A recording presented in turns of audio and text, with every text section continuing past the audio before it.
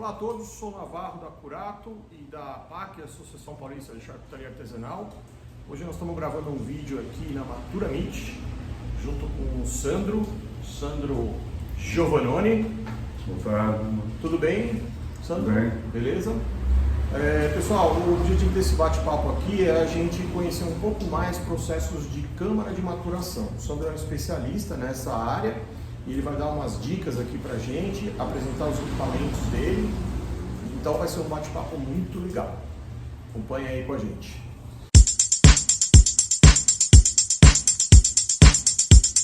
Se você nos dissesse qual é a diferença entre um equipamento profissional como o que você fabrica e as adaptações que são feitas hoje usando fungal, usando vaporizador interno, desumidificador. Normalmente a gente que tinha achado de problema, por mais que coloque 2, 3 controladores, eles não se conversam entre si. Normalmente nessas adaptações de YouTube, você usa umidificador, desumidificador e até outras parafernálias para tentar de chegar no nível de controle. O grande problema é que eles não se conversam. Então, quando temos necessidade de umidade, talvez entre a desumidificação e vice-versa. E o que eu tentei de fazer, aliás, o que eu fiz, por isso eu tenho patente desse equipamento desde 2019, é que eles se conversassem, para realmente manter os padrões e dos parâmetros que a gente procura.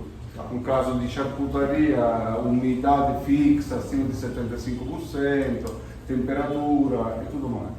Outra coisa que também tenho visto nessas adaptações, a colocação a posicionamento dos sensores. Até você mesmo me questionou a possibilidade de carregar a câmera inteira, a dificuldade de você ter a mesma temperatura, a mesma umidade na câmera inteira. Por isso, uma das coisas que nós fizemos foi o túnel do vento. Ok. Nós temos uma aspiração de ar, tem um túnel aqui de vento, tem um túnel de vento mesmo, um canal de vento, e esse vento, essa refrigeração, ela vem de baixo, aqui de baixo para cima. Então, todos os produtos, toda a proteína que vai estar na câmara vai ser atingida para essa, tanto para a temperatura quanto para a umidade. Aqui dentro não tem umidificador, não tem desumidificador, os equipamentos são todos externos, tá? A única coisa que está para ver, temos cooler de ventilação, a umidade vem junto com eles, que são equipamentos externos. Então, na hora que entrar a umidificação, ela é tudo atingida, é espalhada por igual na câmara inteira. Tá? Temos controladores, depende do modelo, temos controladores na parte baixa ou na parte alta. Esse vem também com cabideiro para conseguir pendurar todos os equipamentos. Pode vir com 1, 2, 3, 4 cabideiros. Essa aqui é uma lâmpada ultravioleta para controle germicida. Tem quem gosta na charcutaria, tem quem não gosta, mas pode ser ligado ou desligado, aqui tem um controle. É isso aí, na verdade a ideia é manter os parâmetros o tempo inteiro. É porque, né, Sandro, os nossos equipamentos, ou seja, nossos que eu digo, são os adaptáveis, né, que são a maioria. Normalmente vai um umidificador e um desumidificador aqui, que em geral ocupa praticamente uma prateleira aqui na geladeira, né, que ele poderia estar pendurando os produtos, né? E com relação aos sensores, isso é uma coisa que eu tenho muita dúvida, né? Aonde que eu posiciono um sensor para saber se o negócio está realmente na temperatura e umidade que eu quero? Então, eu tenho visto na internet até de câmeras vendidas como câmera de charcutaria, o sensor colocado aqui na saída da refrigeração. Inclusive eles que fazem, esse aqui é uma aspiração. E neste caso, quando colocam o sensor aqui, eles invertem o sentido de rotação e vira ventilação. Então ele acaba captando, medindo a saída da evaporadora. Então a temperatura que realmente tem dentro. Uma coisa que poucos sabem é o seguinte: tudo que a gente faz de impostação num controlador, na geladeira de casa, tudo, na evaporadora nós temos uma diferença de 7 graus. Então, se vou fazer vou impostar uma temperatura de trabalho de 17 graus, para obter os 17 graus na evaporadora, no ambiente, eu preciso ter 7 graus a menos na evaporadora. Então, se eu colocar um controlador, um sensor aqui, ele está me medindo aquela temperatura interna. Então, é uma bagunça total. E outra coisa, se eu tiver 50 salames pendurados aqui, 30 salames pendurados aqui, por essa ventilação, eu vou ter várias camadas de condições de uso, porque a temperatura que vai estar aqui não vai estar a mesma que está aqui embaixo.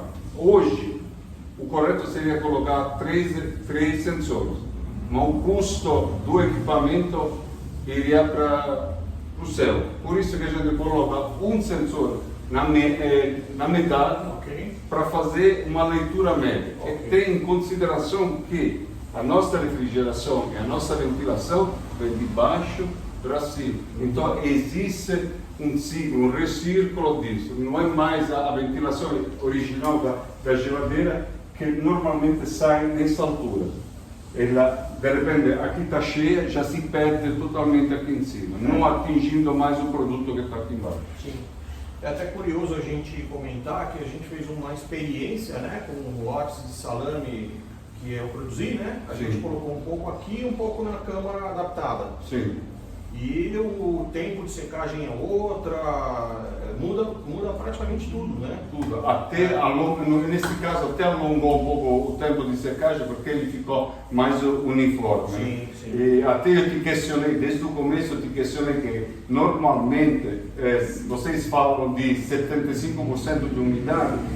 Quando eu consegui padronizar os 75% de umidade, eu particularmente cheguei à conclusão que é muita coisa, porque quando é realmente 75 no volume inteiro, ele é muito forte a umidade, o produto, a proteína que tiver lá dentro tem muita umidade, poderia ser mais baixo, mas é uma coisa que dá para controlar. Uma das peculiaridades é isso, até 40% de umidade eu consigo controlar, de 40 para cima, 40 para baixo é um pouco mais complicado.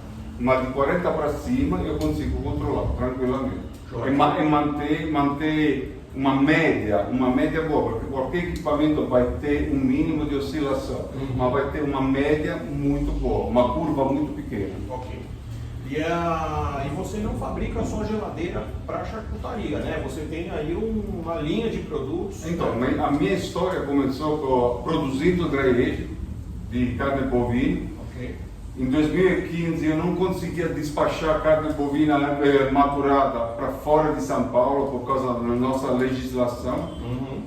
Então veio a ideia de, já que não posso mandar carne, vou mandar o equipamento para o meu cliente fazer a carne. E não tinha no Brasil. E aí comecei a fazer primeiras adaptações até chegar ao modelo final que foi patenteado. E hoje faço de carne, qualquer proteína. Faço de peixe, charcutaria, é o último modelo que entrou, até umidora de charuto. Porque estamos falando toda a mesma coisa, é controle de temperatura e umidade. Uma vez que domina esses dois parâmetros, você pode fazer qualquer coisa. A gente até fizemos já para uma germinadora de arroz, por causa de umidade, temperatura e ventilação. Queijo também. Queijo também dá para fazer a mesma coisa. É a mesma coisa, porque é os três parâmetros básicos, só muda os níveis, mas aí a necessidade são esses três parâmetros. Tem uma coisa importante de nós falar, que você me ensinou. Poderia pode ser considerado um valor caro, mas dependendo da quantidade de produto que tiver dentro, o investimento é muito barato, porque a possibilidade de perda para a maturação mais feita é muito grande. Sim. É muito grande. Se eu tiver culatelo aqui dentro, cheio de culatelo, de maiale duroco, maiale canastra, com certeza vou ter mais produto que equipamento, um investimento maior de produto que de equipamento. Então vale a pena cuidar, deixar bem cuidado. Né? Sim, a gente está falando aqui de produtos que vão ficar um ano aqui dentro, né? Sim.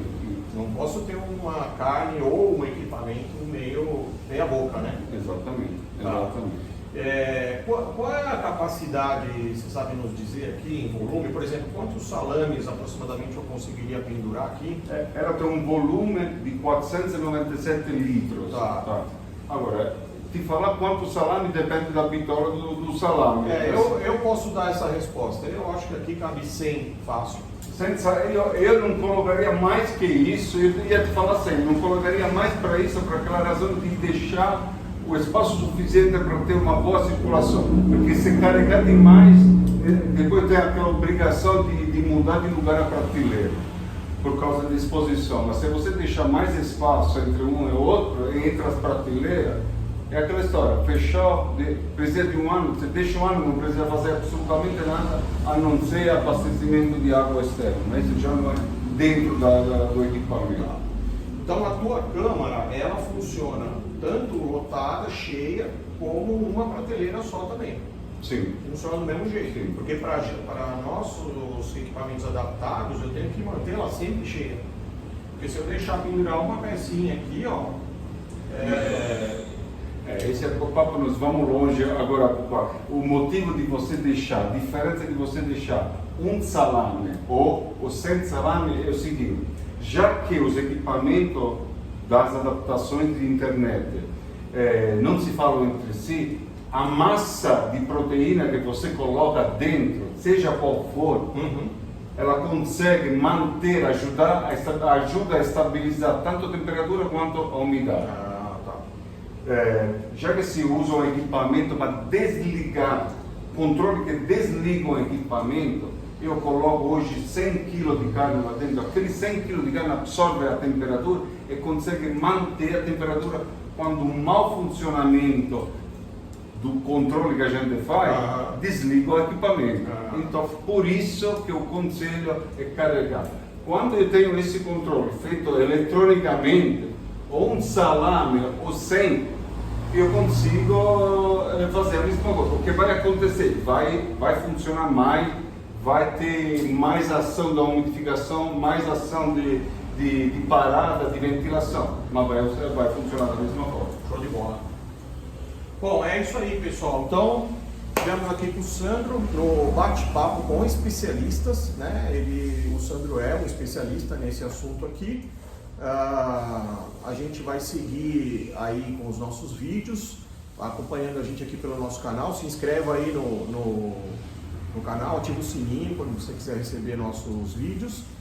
Mais uma vez, obrigado, Sandro. Obrigado a você pela oportunidade. E de novo, nós vamos deixar o serviço aqui, tá? Os contatos, telefone, Instagram do Sandro. Quem tiver alguma pergunta, um questionamento, quiser saber preço, forma de pagamento, é só falar com ele. Um abraço a todos. Obrigado. Valeu, obrigado.